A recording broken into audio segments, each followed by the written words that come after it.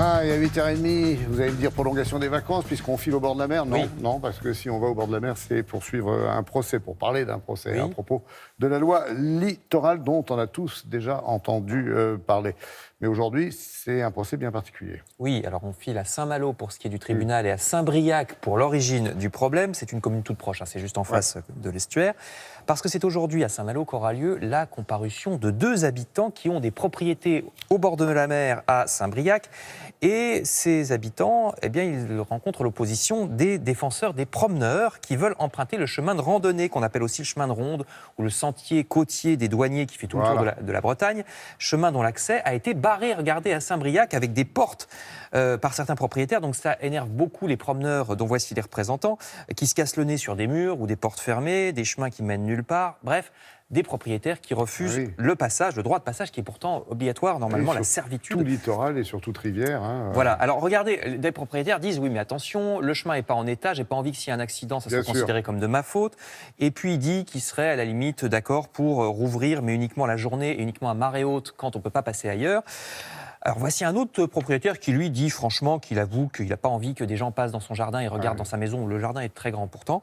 Donc voilà quelle est la situation, en tout cas en ce moment à Saint-Briac. Oui, Saint-Briac, où il y a eu un arrêté préfectoral, non? Il y a eu des arrêtés préfectoraux pour forcer à rouvrir ce sentier, mais les propriétaires ont contre-attaqué, ils ont réussi à faire annuler 2 fois, la préfecture réattaque, soutenue par le ministère de l'Environnement. Donc, on verra ce que ça donne, notamment à l'audience d'aujourd'hui à Saint-Malo. Mais pourquoi c'est pas si simple alors que ça devrait?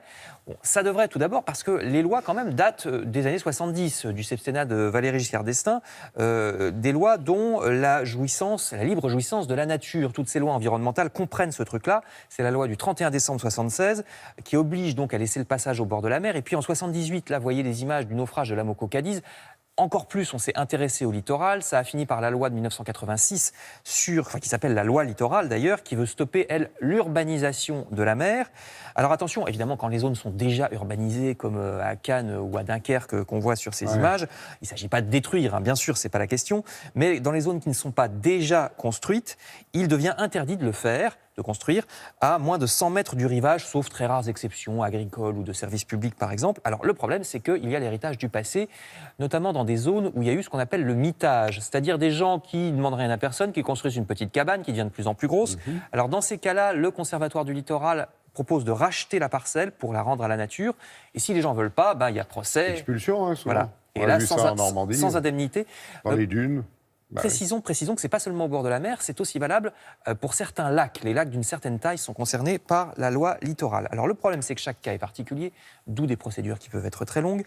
Et c'est encore pire aux Antilles, parce que là-bas, la règle date de l'Ancien Régime. C'est la règle des 50 pieds du roi, autrement dit à peu près 80 mètres. On n'a pas le droit de construire à moins de 80 mètres du rivage. C'était pour la défense contre les Anglois à l'époque, mais autant vous dire que depuis le temps, ça n'est plus tellement respecté. Il y a eu des constructions successives depuis l'Ancien Régime, alors aussi bien de petites paillotes que de villas luxueuses selon les îles que vous voyez ici, là je crois que c'est Saint-Martin.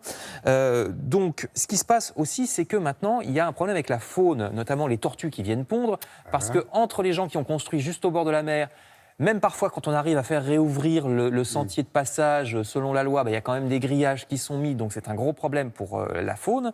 D'autant plus que, vous savez, il y a l'érosion, donc la bande littorale est de plus en plus étroite. On habite de plus en plus au bord de la mer, les villes de bord de mer sont de plus en plus peuplées. Donc tout ça pour vous dire qu'il y a vraiment une pression sur le littoral et des recours qui peuvent durer des années, puisque chacun arguant du droit de propriété contre le droit de l'environnement. Merci d'en avoir parlé, Frédéric. C'est vrai que c'est un décryptage important à l'issue de l'été, d'ailleurs, de comprendre pourquoi on peut se promener théoriquement, puisque vous avez vu, il y a que de temps en temps quelques jolis obstacles. Bref, ce n'est pas grave, on pourrait faire durer le débat pendant des semaines, des mois et des années.